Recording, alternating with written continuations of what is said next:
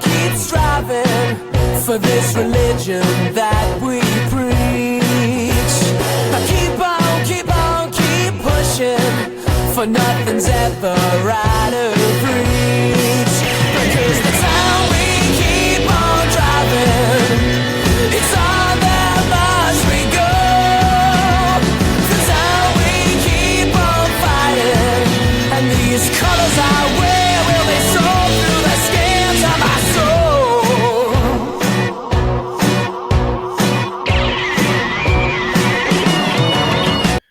Right, and welcome to another episode of the Luton Town International Podcast, or an Irishman, a pretend Irishman, and an Englishman, as it's now known.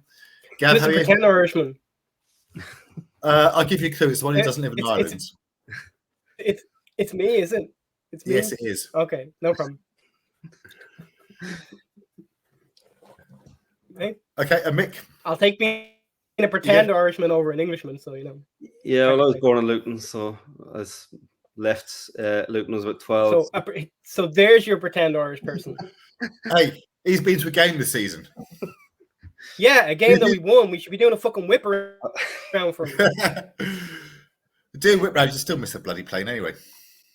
Yeah, well, For him, not for me. I haven't been to a game that we've won yet. You haven't been to a game full stop. Fair enough.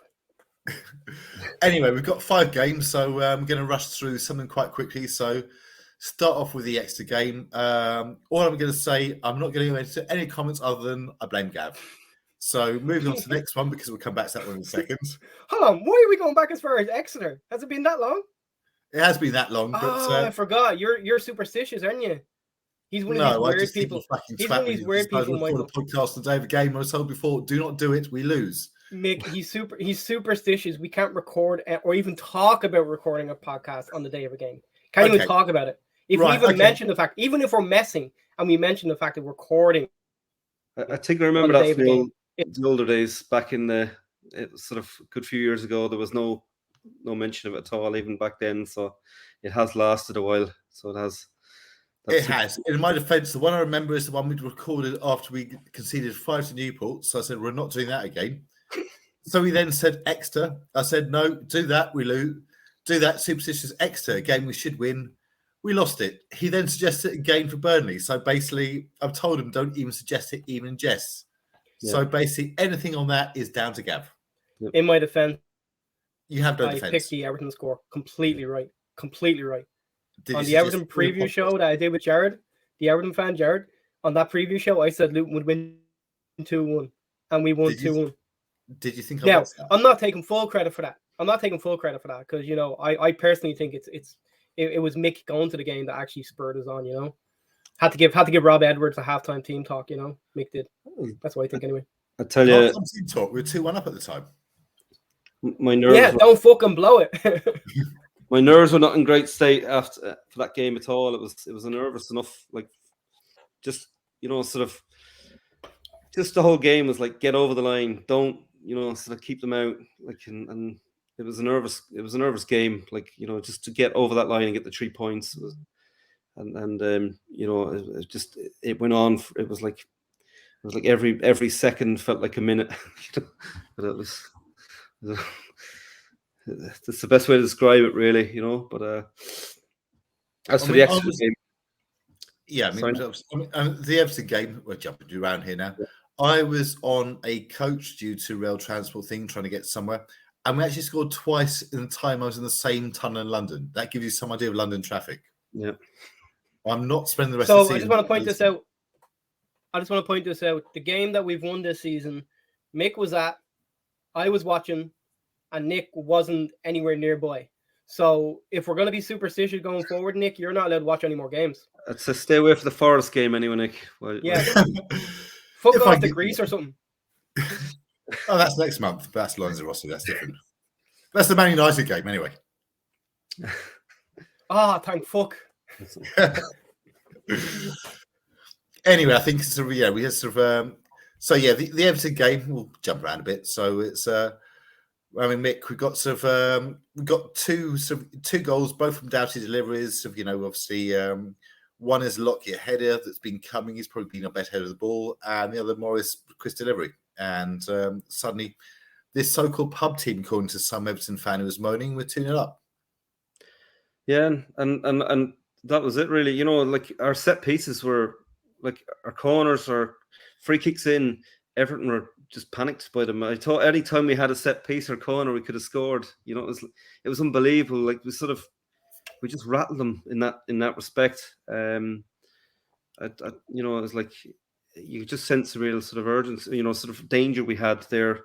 And that was it. And like, you know, Ogbeni as well. Like I know we're slightly sort of biased, but I think he's brilliant. I think he offers us some angle upfield and a threat where defensive players have to really focus on him, because they know if they give him an inch, he's gone. You know, and he's quick, isn't he? He is very, very quick. So yeah, and he's just given us that option, because in the first couple of games we didn't play him, and then Robbie Edwards started giving him a chance, and then all of a sudden, we've got this lad that can sort of run at people and go by them, you know.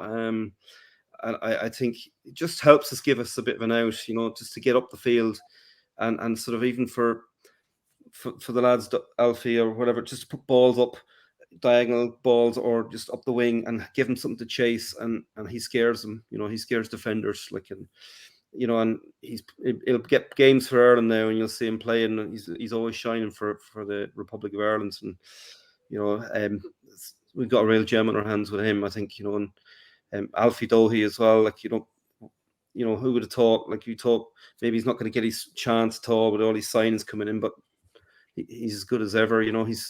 He puts 100% in, you know. He gets stuck in, he's not afraid of going into 50-50s and stuff like that, and he'd always whip the ball in, you know. So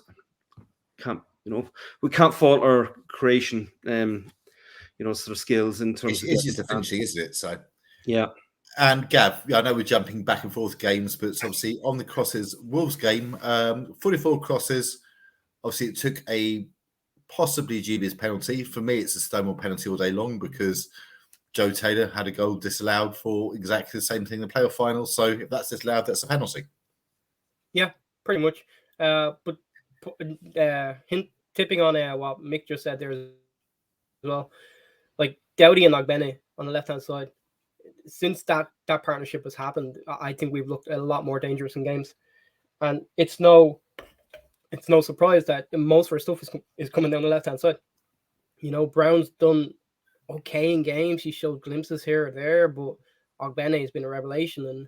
And what I think Ogbene does as well is when he's getting at defenders, he's making the runs that allows Doughty to either go inside him for 1-2s or to go on the outside and to get the cross in. And I think, like, it's shown already, like we spoke about on the podcast, that a lot of new players came in, and it takes a while for players to gel with each other and get an understanding with each other, you know. But with Doughty and Ogbene, it seems to be happening very, very quickly. And even Ogbene and Morris, to a certain extent, it seems to be happening very, very quickly. But I mean, Ogbene for me has been the standout performer this season. And like Mick again pointed on the fact that, you know, he shines for Ireland. And if you can shine for Ireland with Stephen Kenny as a manager, you've got something. Because that guy hasn't got a fucking clue. You know, well, I think actually Ogbene's actually scored for Ireland, hasn't he? Ogbene's actually scored for Ireland, hasn't he? I think he scored more than once for Ireland.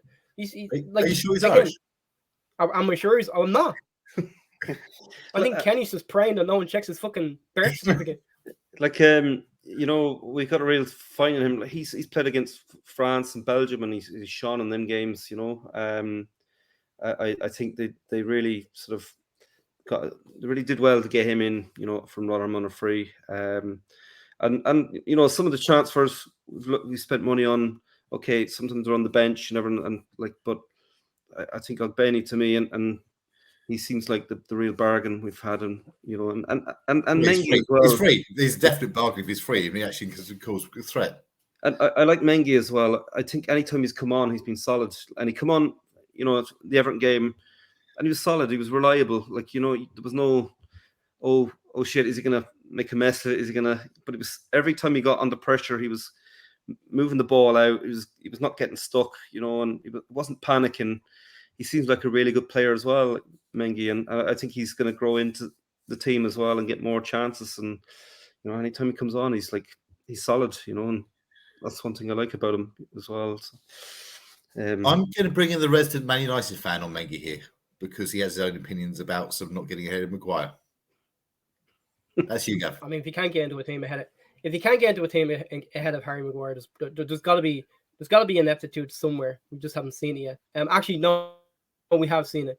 The shot in the Spurs game, the last kick of the game. You don't do that. But again, like that's inexperience. That's inexperience in the game. Okay, so you don't. Can I just check? Are you really slagging off a 21-year-old on basically his third game centre back for his shooting? Not at all. Listen to what I said. I said it was a mistake. Inexperience. That's what. He's a centre back. If he could shoot, he would not be a centre back, surely. Exactly. That's why you don't shoot the last kick of the game. You hold on to the ball, you keep possession, you move it around, you try to get another cross into the box because that's where we were most dangerous. That's where we have been most dangerous all season. And it's an experience. That's all it is. It's an experience. I agree with Mick. I think he's like, again, someone who was a free transfer. It's he's been good. He's been good in the games that he came in. Considering like some of the money that we spent out, some of the players that we spent out money on, who have yet to show anything near what they should be capable of, i.e., Chong, Giles. Yeah, I like Chong. No, sorry, I'm going to disagree on this one. I know. Like, he's got good passing. He's good under pressure as well, and he does put ball. He's a good passer as well. Now, physical wise, he's not inclined to go at people and batter them down. That's the problem, and maybe sort of he needs to bring that sort of intent, where he's going at, he's winning, he's going into tackles or he's putting himself about a bit more. But he can offer something. I think Robbie Edwards can get him to fit in somewhere. It might not be all the time, but I think he's not a bad player. I don't think, but he's not. There's a reason why he never sort of pushed on at United and had to go to Birmingham, but. I still remember from the time he tore us apart. When we were it was like every time he got the ball, please don't let him get the ball, and like he just went past defenders and everything. And if we can see that at some, I think we've been seeing that a bit more since becoming on substitutes. It's he's running at people, he's coming, creating something.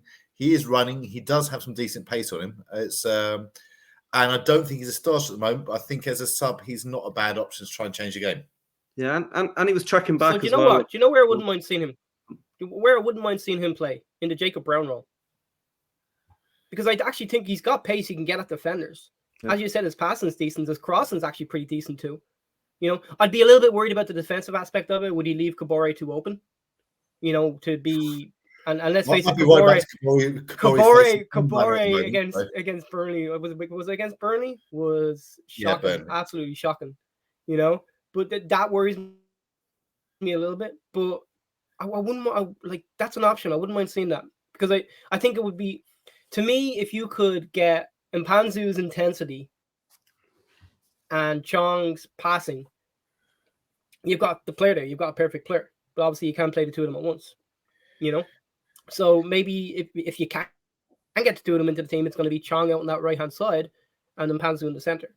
But we are I think we were talking before the Tottenham game, Nick, and I said I picked my team for that I thought should play against Tottenham, and the one area I said I had a problem picking was midfield.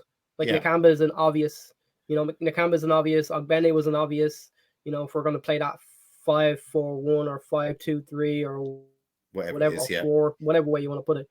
Yeah, Ogbene is a definite on the left with Dowdy behind him, but picking that other midfielder beside Nakamba was difficult because right now Barkley's shown nowhere close to what he should be able to do given his pedigree. Barkley's not been anywhere near fit. I think when he came on, he wasn't fit. Yeah, I don't excuse that in the past. Yeah. I think to Barkley, Gavin, and anyone else as well. I think it takes players 2 or 3 games to get into the rhythm and sort of, even Nakamba at the start of the season, he was the first few games. It was like, where is the Nakamba we know? And I think Barkley's going to need some game time before we see anything. He was very rusty enough when he come out, on the last game, Spurs. But we just need to give him game time and see what. But hopefully he can do something for us. And you look at Osho. I think he's back training now again. And like these players coming back, they're going to take 3 or 4 games to adjust to any sort of first team football level, as well. So Was it we got a couple. Was it like a season ago, or maybe a little bit more? Yeah. Was it like a season ago, or a little bit more, that people were like, Osho should be gone, Osho shouldn't be starting, and this was when we were in the championship? Yeah. Now it's he like was we're all looking forward to him coming back. He was sort of like, and then he sort of, I think he matured a lot, like, and sort of, and there was a couple of games where he was giving passes away, that shouldn't have been put inside, cross-field passes or whatever, and getting caught. But I think towards the end of last season, he sort of really come on. He was like a rock for us, And I'll tell you, his turning point among the fans, everything else, was the game against the Scum in April. Yeah, he was always kind of thinking, right, it's dubious, he's got a mistake in him. He scores against the Scum. That's it. That's Legends Days confirmed. And then, of course, he scored in the playoffs final as well. So he gives you that goal threat. So yeah. Do you think the Edwards hiring helped him as well? Because I know, like, it kind of came across that Jones wasn't overly fond of him, or didn't really know where his best position was. Because I know in a couple of games he played as defensive midfielder, and then he was centre back, and then like it seemed as if Jones didn't really know where he fit in to the side. He was more just a utility player that I can play in different positions if need be. Where when Edwards came in, it was very much a case of, you're one of my starting 3 centre backs. That may have helped. I mean, it's a big call for starting 3 centre backs, because a lot of the fans probably didn't see him as starting 3 centre back originally from that. And it's obviously, we've yet to see how he adjusts the Premier League when he comes in. But with the way we pick up potential offensive injuries, it's not a bad thing. Right. We'll skip the Wolves game apart from Adebayo's goal, which is the first one to get. Burnley. Burnley, not Wolves. Yeah, so we've done Wolves. So, right, on to the Tottenham game. Mick, a game we should have been possibly 3-4-0 down by half-time, but still at half-time and with a big chance. Yeah, it was scary the first 20 minutes. Absolutely scary. It was just like, we're not gonna weather the storm, and we did. And we sort of come out a bit. We sort of figured ourselves out. Now, Robbie Edwards in one of his post-match interviews, he said they didn't have much time to look at sort of change the formation around, and I think they didn't have too many days to practice it, and he was sort of happy with how they sort of adjusted after once they settled in.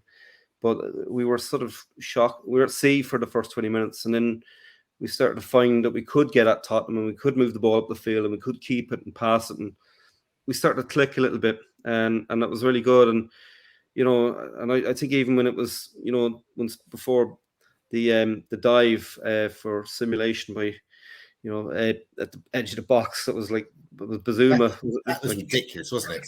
For a player on a booking, that was absolutely brainless. It was, but I still think we could have got something out of that. Like, it was a good enough game. There was Spurs were getting a good chances, but we were able to get at them as well and sort of get stuff down the other end. Now it was mostly Spurs, but we were holding out well, we were defending well, and we were hitting them on the counter and sort of working that way and using Benny as a channel, and and that was all right, and I think once the man got sent off, we had probably about 20 minutes in the second half before Spurs readjusted things, and we were really going at them, and we were really looking like we were going to score. And then next thing, the subs came on, the formation changed, to put more defenders in the back, and they dug in, and we couldn't get at them, and we just lost all momentum. I think they made the subs after they'd scored. It was after missed chance. I mean, Gav, obviously the big chance was. I've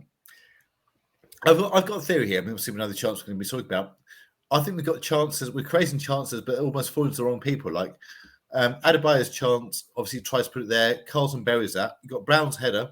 Elijah buries that. It's just slightly frustrating. We're creating the chances, but we're just not finishing them. We'll get them on target. So I want to ask you a question, Nick. Mick, if you know the answer, you can chime in as well. Last year in the championship, in our first 8 games, how many goals did we score?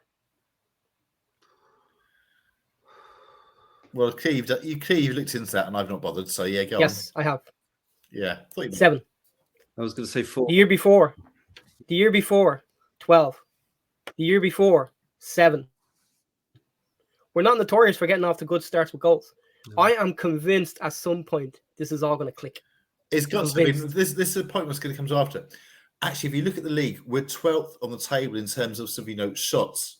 We're 20th in terms of shots on target. But if you get the shots, you get the chances. Something's got to happen at some point, surely. Yeah, I'm convinced at some point it's going to click. I think it might be the Forest game. I don't want to jinx us, but I think it might be the Forest game.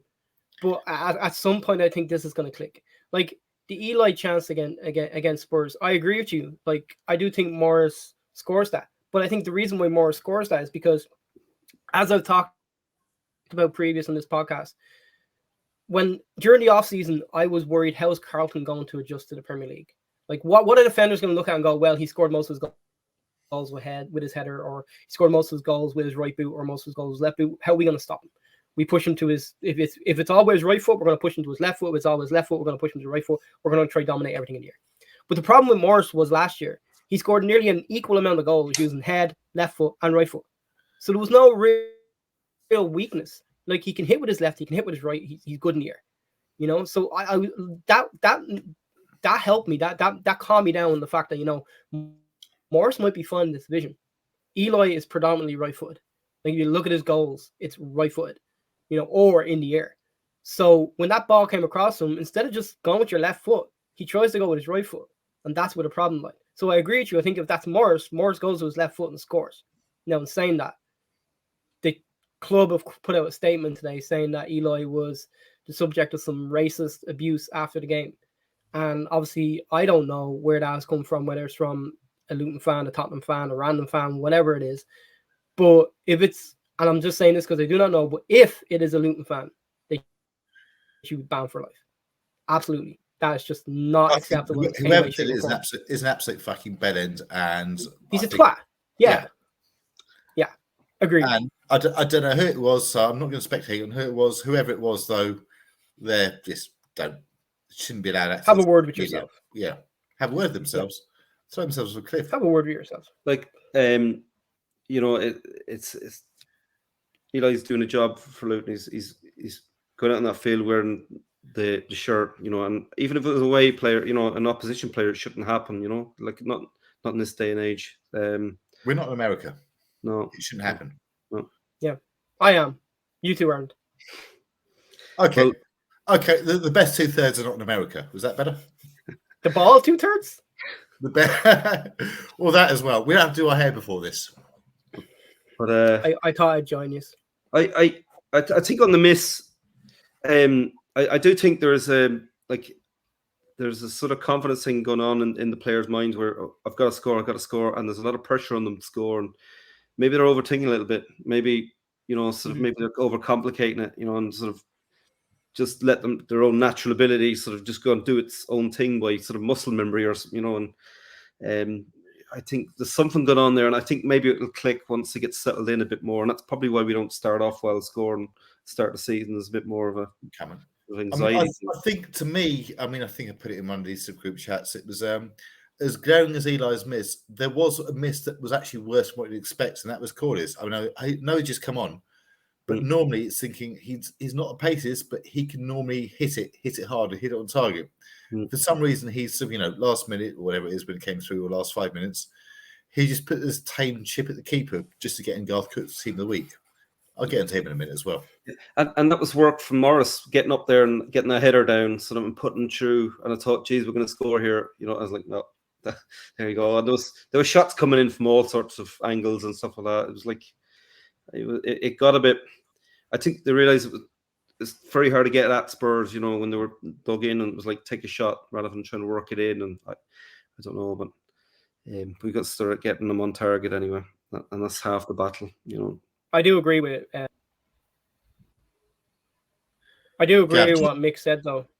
Yeah, I do agree with what Mick said, though, in that, there's a certain confidence thing there. Because the Woodrow chance as well, I think if he's a bit more confident, I think he takes that with his left boot instead of trying to get it with his right. And again, it's just little things. It's just little tiny things, It's got to change. Small margins. Yeah, it's the small margins, but unfortunately, we're in a league that the small margins now are stopping us from getting points.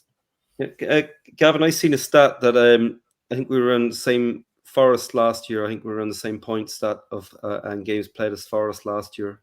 And and when you look at the amount of players that Robbie Edwards has brought in and the ones that gone out, there's a lot of figuring out to do there, and there's a lot of moving parts. And I think we're doing all the right things, and I think it's going to click. And we could find ourselves fourth or fifth from bottom, or even some a bit more up, but we might not be in the actual run. We might start putting a few points together. And I think with Luton, it's always the way with Luton. We'll get points where we don't think we'll get points. We'll drop them where we don't think we'll drop them too. Okay, right, here it is. Mark this for anyone watching this, which is nobody basically. Man City home, we win that game. Well, Wolves did it. Wolves bet Man City. I was like, what the hell? Coming out of Goodison Park. Anderson sticks Haaland in his back pocket. There's your prediction. Yep. Well, just seeing that Man City are not the unbeatable, but by God, we'd need Everton to click for us. And but at home, at home, it's going to come. I mean, I think so. It's a couple of home games we've not got what we deserved. Some away games not got what we deserved. Right. So with the games out of the way, I know we missed a few there, but it's been a lot there. So on to Garth Crooks batting. What is it we call him, Nick? We call him what? Cunt? Yeah. Cunt. I think that's all that really needs to be said. The problem now with it is that, like, beforehand fans were talking about, oh, Luton Town's entrance into their stadium for away fans and yada yada yada, and they're gonna beat Derby's total.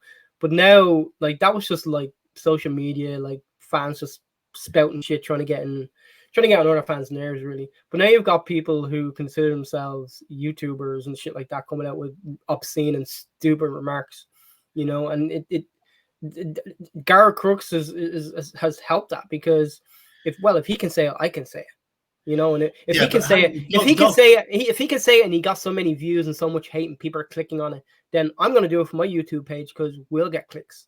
Like, I could turn around and just say some obscenely fucking stupid thing and clip it and put it on all social media and probably get a ton of clicks. But what's the point? You don't really believe it. You can't really believe it. Exactly. I mean, Garth Crooks, though, he's supposed to be an ex-professional pundit. I mean, I think we've seen some of the pundits, not great, but I mean, I think the Luton News got it right. They said, okay, Garth Crooks had his little dig about Luton and scoring. Failings will be cut adrift. Failings to actually notice we're not actually in the relegation zone, because we've been defending quite well for starts. There's a goal difference on that one. But then he goes on, named 3 Tottenham players in his team of the week. I know he's ex-Tottenham, but one, the goalkeeper, who made 2 saves. 2 on target. Yeah. The thing is, I think he's doing it on purpose now. Like, I think he's just doing it to wind up the Luton fans, because like, at the end of the day, I don't know exactly how it works, but I would assume he's paid or gets some sort of bonuses or whatever on the amount that clicks into his articles. And he knows, well, by saying this, that he's going to get a response and he's going to get clicks. And you're basically you're benefiting him by going in and by clicking on these articles and by watching these or reading these articles.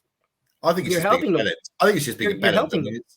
No, he is. He's been a complete and utter bellend, but he's doing it to line his own pockets. Where if everyone just turned around and said, "I'm not clicking that," there's a Twitter site. Is it Sports Bible or Joe?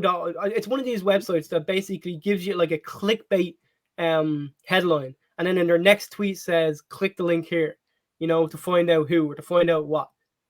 And like that's all Gareth Crooks is right now. He's that. Click on the link so I can get some money. I don't think he's actually getting paid per click. I think his base is right.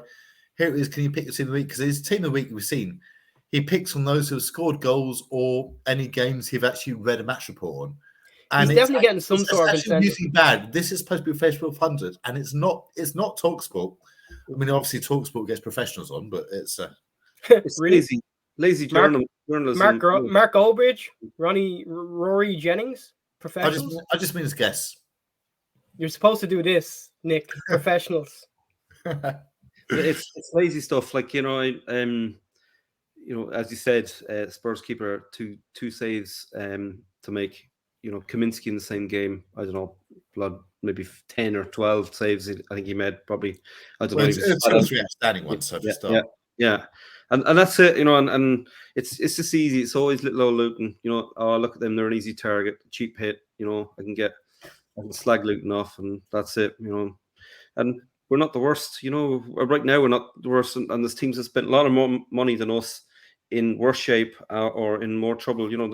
Or like that haven't been pulling off what they should be doing. And look, we are where we are. We're trying to do things within budget. We're trying to do things smartly. We're not trying to screw ourselves up for next season. Whatever happens, and you've got to commend 2020. You've got to commend Robbie Edwards to sort of what they've been doing and how they've been doing it. And I think we all believe that it's going to work. But these people that know nothing about Luton Town seem to think otherwise. But hopefully we can make them eat their words. That's spot on. I mean, so it was a Daily Mail article. I think everyone's seen it. It was actually saying the way we were going about things isn't too bad, but we were saying about the 3 promoted clubs and saying, right, between us, we've got sort of 9 points, which is the lowest there.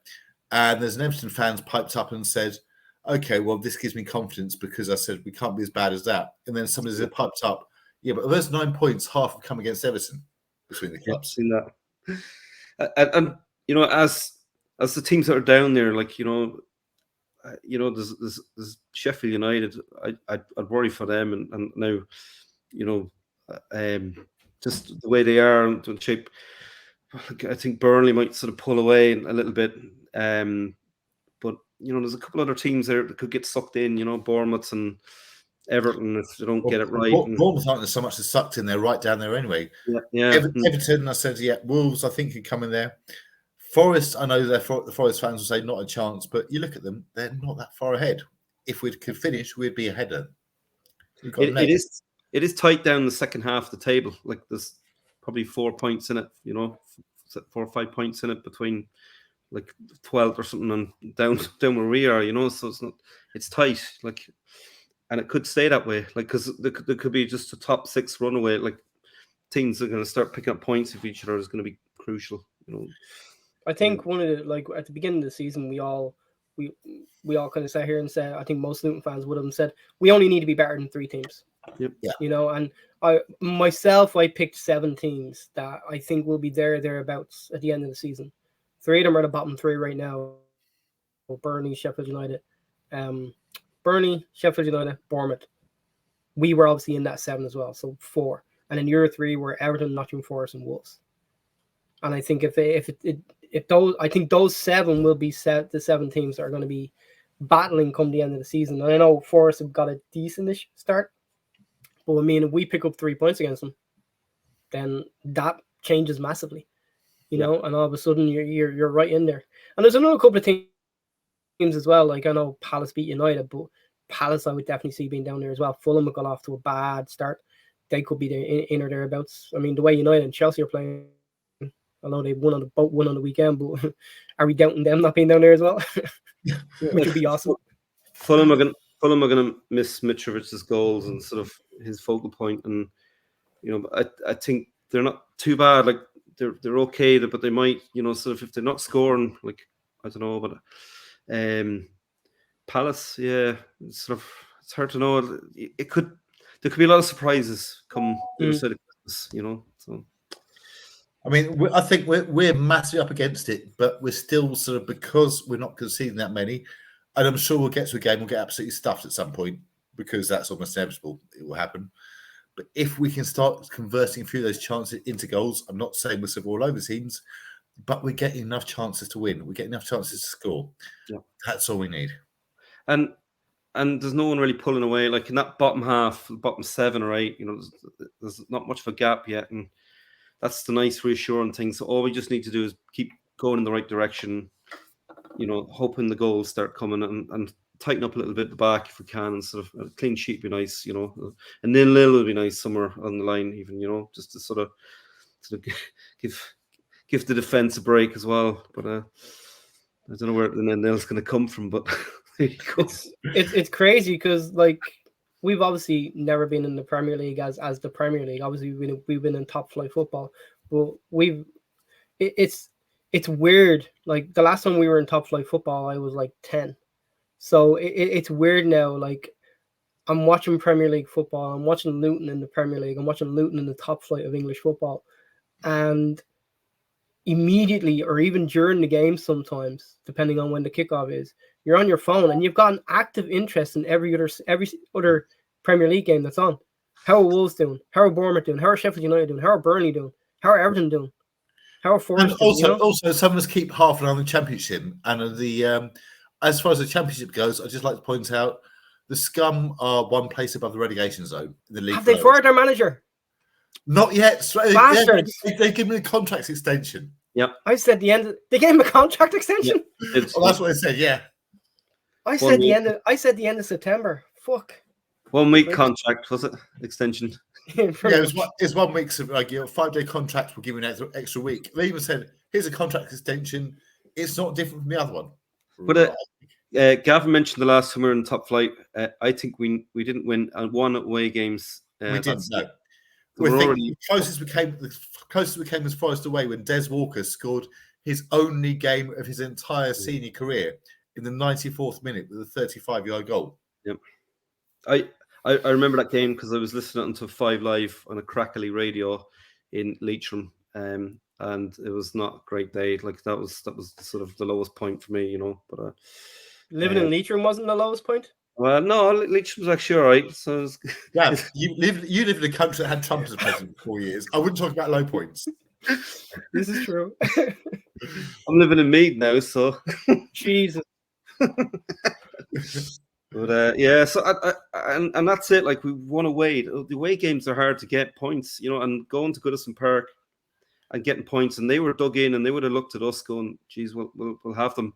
I was on the plane over with a pile of Everton fans, and I went back to the loo. I know the flight's up and down. I had a couple of pints before, but and your man goes, "That's a banker for us today, isn't it?" Like, I said, "A banker for who now?" So I'm a Luton Town fan, and he goes, "Oh, sorry."